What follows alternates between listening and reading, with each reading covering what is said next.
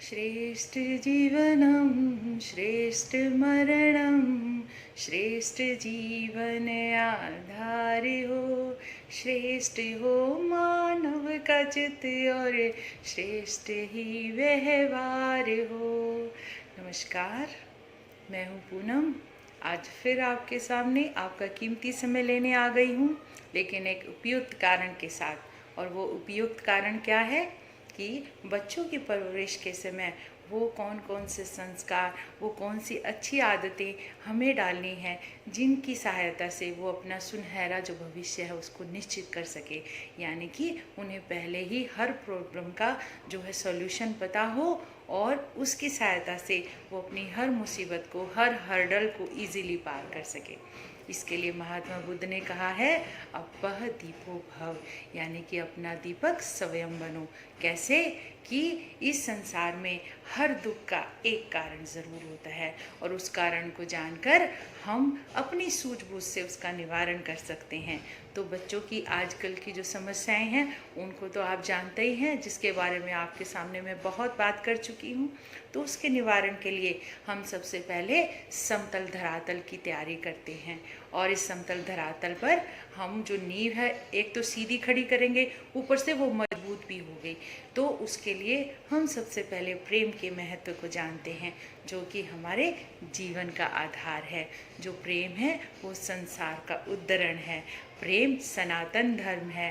प्रेम सर्वशक्तिमान कर्म है और प्रेम ही ईश्वर का रूप है और सब रूप है। तो प्रेम की इस महानता और महत्व को जानते हुए हमें सबसे पहले अपने बच्चों के जो जीवन में जो हम परवरिश कर रहे होते हैं उसमें प्रेम के महत्व का बीजारोपण करना होगा कि हम सारे संबंधों की जो नींव है वो प्रेम से करते हैं। हम अपने आप से प्रेम तो करते ही हैं, बल्कि अपने रिश्ते में जो भी संबंध होते हैं उसको भी हम प्रेम से नर्चर करते हैं। तो इसी उद्देश्य से हम उनकी नर्चरिंग के समय में, यानी कि उनके विकास के समय में लव, केयर और कंसर्न के साथ उनका जो धरातल है वो समतल तैयार करते हैं और जानते हैं जीवन के सर्वांगीण विकास के लिए वो कौन कौन से घटक, वो कौन कौन से तत्व होने चाहिए जिससे कि हमारे बच्चों की परवरिश एक परफेक्ट तरीके से हो सके और उनके व्यक्तित्व का संपूर्ण विकास हो सके।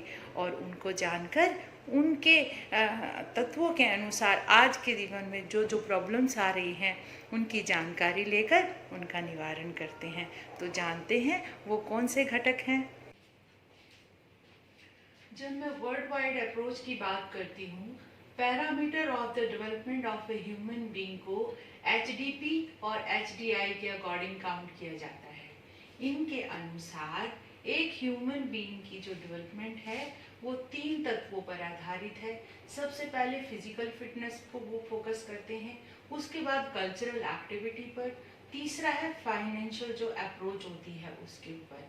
किसी भी कंट्री की इन तीनों ही चीज़ों की मजबूती के हिसाब से उनके पैरामीटर जो है तैयार किए जाते हैं, इंडेक्स तैयार किए जाते हैं।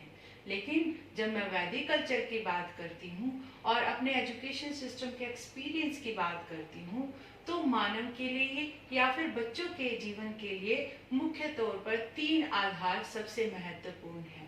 पहला आधार है शारीरिक, दूसरा है मानसिक, तीसरा है आध्यात्मिक। इन तीनों ही तत्वों के विकास के लिए हम बाकी 4 तत्वों को भी, महत्वपूर्ण तत्वों को भी इसका हिस्सा बनाते हैं। सबसे पहला है भाषिक यानी लिंग्विस्टिक, दूसरा है सांस्कृतिक यानी कल्चरल, तीसरा है सामाजिक यानी सोशल, चौथा है आर्थिक यानी फाइनेंशियल।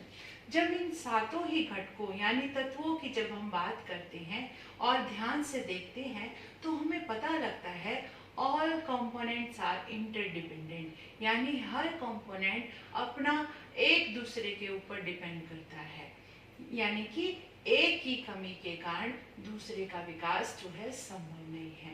कैसे? जब हम बात करते हैं फिजिकल फिटनेस की, अगर हम फिजिकल फिट होंगे तभी तो इमोशनल स्टेबल होंगे, या फिर इमोशनल स्टेबल नहीं होंगे तो फिजिकल फिटनेस की उम्मीद हम नहीं कर सकते। और इसी तरह कल्चर एक्टिविटी भी हमारे इमोशंस को संभालने के लिए उतना ही ज़रूरी है। और फाइनेंशियल का तो आप समझ ही सकते हैं, हमारा एजुकेशन सिस्टम ही सारा इनके ऊपर डिपेंड है। अब दूसरी बात हम एक और जानेंगे कि एवरीथिंग इन एक्सेस और लैक इज ए प्रॉब्लम। इसी तरह से हर तत्व की अधिकता और अल्पता यानी कमी अपने आप में एक समस्या बन जाती है। कैसे देखते हैं हम, जैसे हम अगर फाइनेंस पे फोकस करते हैं, जैसे कि आज का एजुकेशन सिस्टम है हर वक्त जो है फाइनेंस के ऊपर फोकस्ड है और बच्चों को अच्छी जॉब दिलाने के लिए हर वक्त काम चलता रहता है, लेकिन उनकी इमोशंस के ऊपर कोई काम नहीं किया जा रहा है और ना ही उनकी फिजिकल फिटनेस पर खास फोकस किया जाता है। तो इसकी वजह से क्या बात है, इमोशनल स्टेबिलिटी नहीं है, बच्चे डिप्रेशन में है। दूसरा, उनकी फिजिकल फिटनेस भी नहीं है, कोई बच्चा बहुत पतला है तो कोई बहुत मोटा मिलेगा आपको क्लास में जाके, आप जब देखेंगे तो आप क्या जानते हैं इससे कि कमी और अधिकता दोनों ही अपने आप में प्रॉब्लम है। हमने ये तो जान लिया कि 7 तत्व हमारे महत्वपूर्ण है। एजुकेशन किस चीज़ की देनी है बच्चों को कि इनमें बैलेंस भी उतना ही ज़रूरी है, ना ही कम होना चाहिए ना ही ज़्यादा होना चाहिए, बल्कि परफेक्शन होना चाहिए। यानी कि मनुष्य का सर्वांगीण विकास इन 7 के बैलेंस पर डिपेंड करता है। उसी के अकॉर्डिंग हमें अपनी दिनचर्या में जो अपना टाइम टेबल है, टाइम मैनेजमेंट है, करना चाहिए। इन 7 को ही महत्वपूर्ण मानकर काम करना चाहिए। हमने जान लिया कि बच्चों को हमें एजुकेशन किस बेस पे देनी है। अब हमें देनी कैसे है कि इनमें कभी प्रॉब्लम ना आए, इसके ऊपर हम बात करेंगे। आप दीपो भवः, ये लाइनें महात्मा बुद्ध की हैं। उनका कहना है कि अपना दीपक स्वयं बनो, अर्थात किसी भी प्रॉब्लम का कारण जानकर उसका निवारण स्वयं करो। तो हम जानते हैं कि मनुष्य का सर्वांगीण विकास है, उसमें कौन कौन सी रुकावटें आ रही हैं और उसके अनुसार हम बच्चों को कैसी एजुकेशन दें कि वो इन प्रॉब्लम्स का सामना कभी ना करें। तो सबसे पहले हम शारीरिक विकास की बात करते हैं। आज के टाइम में हर व्यक्ति के हाथ में मेडिसिन होती है। सुबह से शाम पर एक ही चीज़ का फोकस रहता है कि हमें कौन सी दवाई कब लेनी है।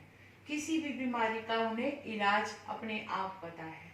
दूसरी बात, हम देखते हैं कि आज हर साल मेडिक्लेम और लाइफ इंश्योरेंस लेके लोग हफ्ते की तरह साल में एक बार जो है अपनी इनकम देते हैं, लेकिन फिर भी गारंटी नहीं है कि कोरोना जैसी डिजीज इस इंश्योरेंस में या फिर मेडिक्लेम में शामिल है या फिर नहीं है।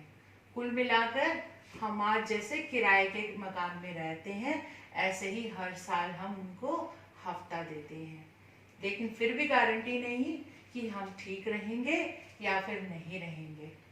ये जो शरीर है, जबकि हम जानते हैं पंच महाभूत तत्वों का संग्रह है या फिर हमारे माता पिता इसके मालिक हैं, लेकिन फिर भी हम इसका किराया इन लाइफ इंश्योरेंस की जो ये कंपनी है उनको देते रहते हैं।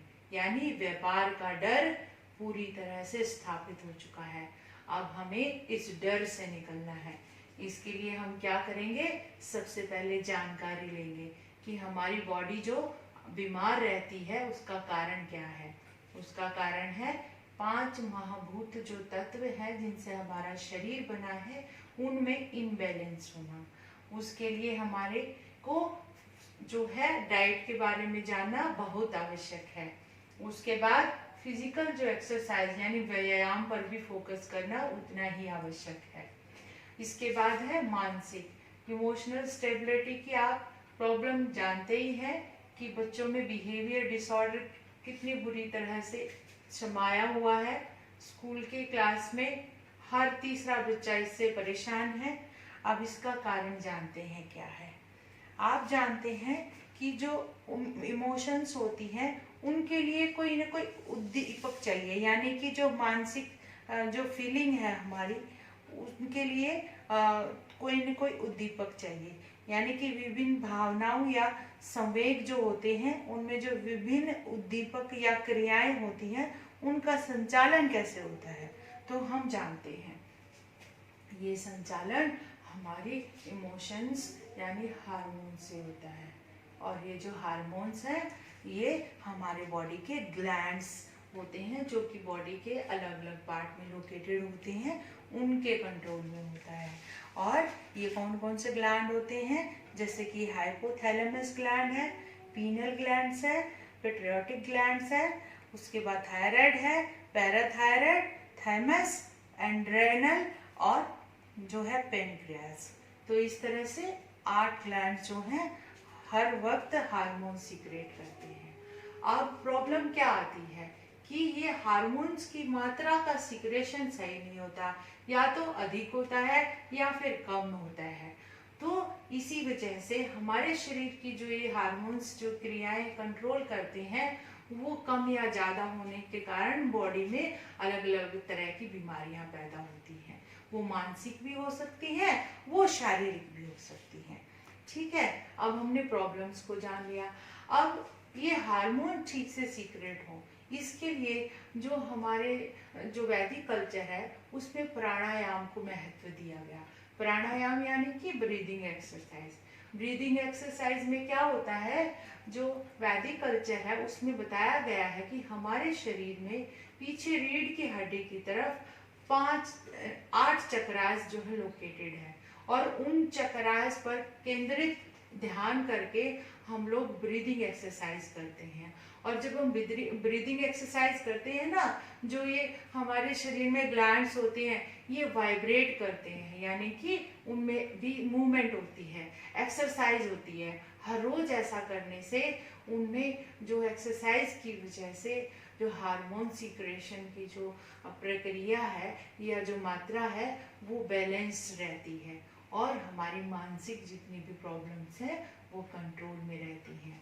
उसके बाद हम बात करते हैं आध्यात्मिक जो है विकास है उसकी। अब अध्यात्म में प्रॉब्लम क्या है कि बच्चे जो हैं, मैंने जैसे कि लास्ट टाइम आपको बताया था इनर मैनेजमेंट के बारे में, जो हमें धैर्य सहिष्णुता के साथ अपने आप को समझते हैं और मध्यम का रास्ता चुनते हैं, यानी कि ना कभी ज़्यादा दुखी होते और ना ही ज़्यादा खुश होते। और इसके अलावा कोई भी प्रॉब्लम या सिचुएशन आती है तो हम कभी परेशान नहीं होते, और इस तरह का अभ्यास हम हर रोज करते हैं। और अभ्यास हम अपने शरीर के अलग अलग हिस्सों में ब्रीदिंग एक्सरसाइज करते हैं ना, वहाँ पर रुक कर करते हैं। कोई भी शब्द का उच्चारण करके हमारा मन जो है शांत होता है। कैसे विचार जो है हमारे कम हो जाते हैं, कैसे जिस तरह से बच्चे हैं ना फोन पे एक्सरसाइज करते हैं, कैसे एक्सरसाइज गेम खेलते हैं, और बार बार खेलने से क्या होता है उन्हें अभ्यास हो जाता है। वो वर्चुअल दोस्त होते हैं, उनके वर्चुअल अलग अलग टाइप के करैक्टर होते हैं, उस हिसाब से मार धाड़ एक्सपर्टीज हो जाते हैं बच्चे खेल के बार बार और जीतते रहते हैं। इसी तरह से हम ध्यान करते हैं। किसका ध्यान करते हैं? हम अपने भगवानों का ध्यान करते हैं। वो हमारे वर्चुअल दोस्त होते हैं, उनसे हम अपनी प्रॉब्लम डिस्कस करते हैं। जैसे बच्चे फ़ोन पर अपनी जो है सारी भावनाओं को निकाल के अपने आप को सेटिस्फाई करते हैं ना, ऐसे ही हम भगवानों से डिस्कस करके, वर्चुअल दोस्तों से डिस्कस करते हैं अपनी प्रॉब्लम्स, और उनको थोड़ी देर के लिए हमें लगता है जैसे सारी प्रॉब्लम उनके पास चली गई है, और इस तरह से हम मेंटली स्टेबल हो जाते हैं। और इस तरह से ध्यान की प्रक्रिया के द्वारा, मेडिटेशन के द्वारा, यानी कि धैर्य सहिष्णुता और त्याग के द्वारा हम अपनी इमोशंस बैलेंस को ठीक करते हैं और अपने जो चीज़ों के ऊपर जो फोकस पावर है उसको बढ़ाते हैं। उसके बाद हम भाषिक की बात करते हैं। अब ये भाषिक का क्या है, लैंग्वेज आप जानते ही हैं। आज के बच्चे क्या है, हमने मीन ऑफ कम्युनिकेशन कैसे दे दिए हैं, सारे आर्टिफिशियल है। कैसे गैजेट्स हैं, टीवी है, फोन है, तो उनके ऊपर बच्चे क्या करते हैं, भाषाओं का इस्तेमाल करते हैं। उन गैजेट्स में तो फीलिंग होती नहीं है, लेकिन भाषा तो भाई सारी तरह की होती है, हर शब्द का इस्तेमाल होता है। तो बच्चे इमोशंस के साथ शब्दों को जोड़ ही नहीं पा रहे हैं, और इसी कारण से रिश्तों में भी वही शब्द एक ही डंडे से सबको हाके जा रहे हैं। उनको पता ही नहीं है ग्रैंड पेरेंट्स यानी दादा दादी के साथ किन शब्दों का चुनाव करना है, माता पिता के साथ कौन सा करना है, और टीचर्स के साथ कौन सा, और दोस्तों के साथ कौन सा। और आज माँ बाप को ही कहते हैं कि वो तो हमारे दोस्त के समान है, इसलिए हम इन शब्दों का इस्तेमाल करते हैं। लेकिन भाई प्रॉब्लम यहाँ भी है कि अगर भाषा का चुनाव जो है ठीक से किया जाए, समझ के साथ किया जाए, इमोशंस के साथ किया जाए, तो रिश्तों में भी सुधार होगा और अपनी इमोशंस इम्प्रूवमेंट होगी, तो इससे हमें मानसिक जो सेटिस्फैक्शन है वो भी बेहतर तरीके से मिलेगी। ठीक है, तो इसलिए हमें मीन ऑफ कम्युनिकेशन पे कंट्रोल करना होगा, यानी कि हम बच्चों को वही चीज़ें प्रोवाइड कराएं जिनमें सही शब्दों का इस्तेमाल हो, सही भाषा का चयन हो, उन्हीं गेम्स को हम बच्चों को प्रोवाइड कराएं जो उनके मानसिक स्टेटस को इम्प्रूव करने के लिए बेहतर हो। ठीक है, उसके बाद है कल्चरल यानी सांस्कृतिक विकास। अब सांस्कृतिक विकास होता क्या है, इसमें हम अपने अलग अलग तरह के तीज और त्योहार मनाते हैं। हमारे जो पूर्वज हैं उनका सबसे बड़ा गिफ्ट है, उनका कहने का मतलब ये था कि हर जो दिन है हमारा एक त्योहार है, इससे हमारे अंदर पॉजिटिव एनर्जी भरती है। लेकिन आज हम लोगों ने क्या कर दिया है, सिर्फ फाइनेंस को हम महत्व देते हैं, गिफ्ट लेने देने का एक माध्यम बन गए हैं त्योहार, तो बाकी तो हर वक्त फाइनेंस पे फोकस रहता है। तो बच्चे भी क्या है यही सीखते हैं, वो हमें करते हुए जैसा देखेंगे वैसा ही तो सीखेंगे ना। हम अपनी इमोशंस के साथ जुड़ के फेस्टिवल्स को मना नहीं रहे हैं, एक जिम्मेदारी और बोझ समझकर उसको जैसा तैसे हैं वो सेलिब्रेट किए जा रहे हैं। बच्चे ना देख पा रहे हैं, ना समझ पा रहे हैं, ना सीख पा रहे हैं। भाई महत्व दो, अगर पॉजिटिव एनर्जी लेके आनी है तो फेस्टिवल्स पे फोकस करो, अपने फेस्टिवल्स की जो इम्पोर्टेंस है बच्चों को समझाओ और उसी के अनुसार त्योहारों को मनाओ, और देखो फिर आपका मानसिक संतुलन बच्चों का कैसे नहीं सुधरेगा, पक्का सुधरेगा। उसके बाद हम बात करते हैं सामाजिक की। सामाजिक क्या होता है, सामाजिक विकास, इसमें होता है समाज के हर व्यक्ति का विकास होना। पुराने समय में हमारे सामने धर्म इसके लिए इंट्रोड्यूस किए गए थे कि मनुष्य जो है, जो भी समाज में व्यक्ति है, हर व्यक्ति का विकास हो। इसलिए जितने लोग होते हैं समाज में, उन सबका सोचने का समझने का पैटर्न डिफरेंट होता है। तो हमारा जो पूर्वज हैं, हमारे जो वैदिक कल्चर है, उनमें ये समझ थी कि हर पर्सन यूनिक है। उस हिसाब से लोगों की समझ के अनुसार लोगों को एक साथ बांधने का एक तरीका जो है धर्म को बनाया गया, जिसमें जो है एक ही सोच विचार के व्यक्तियों को बांध दिया गया, ताकि उनको एक दूसरे को समझने में आसानी हो। इसीलिए उनके रिचुअल, उनके कल्चर, उनकी समझ, उनके संस्कार जो है हर धर्म में एक जैसे हैं, यानी कि हर धर्म का मतलब है किसी एक स्पेसिफिक धर्म में एक जैसे, जैसे हिंदू धर्म या कोई भी धर्म है, ईसाई धर्म है, क्रिश्चियन है। भाई धर्म तो सिर्फ एक मीडियम है किस चीज का, समाज में व्यक्तियों की प्रोग्रेस का। तो आज बच्चों को ये समझ में डालनी है कि बेकार में पॉलिटिशियंस के प्रभाव में ना आकर धर्म के नाम पे ना लड़े, जाति के नाम पे ना लड़े, अपनी एनर्जी को बेकार जगह ना लगाए जहाँ पर कोई सिर पाँव ही नहीं है उसको यूज करने का या वेस्ट करने का। इससे बेहतर जगह इसका इस्तेमाल हो सकता है।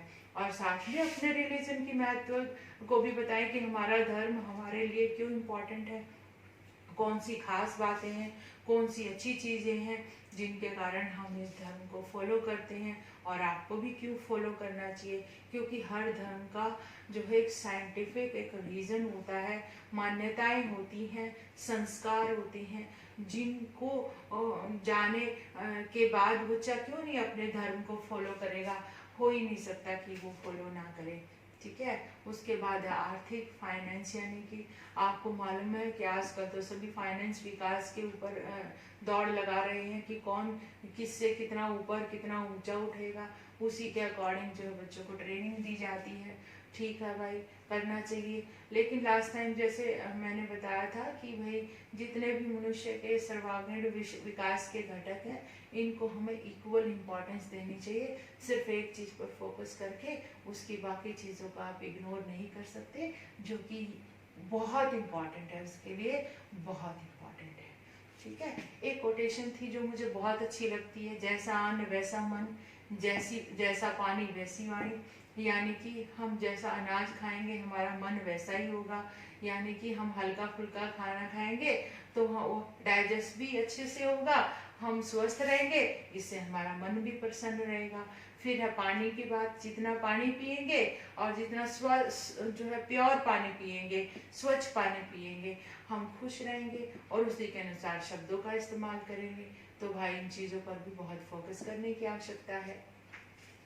तो हमने जाना कि हमारे बच्चों के संपूर्ण विकास के लिए वो कौन कौन से घटक जिम्मेदार हैं जो उन्हें महत्वपूर्ण व्यक्तित्व प्रदान कर सकते हैं।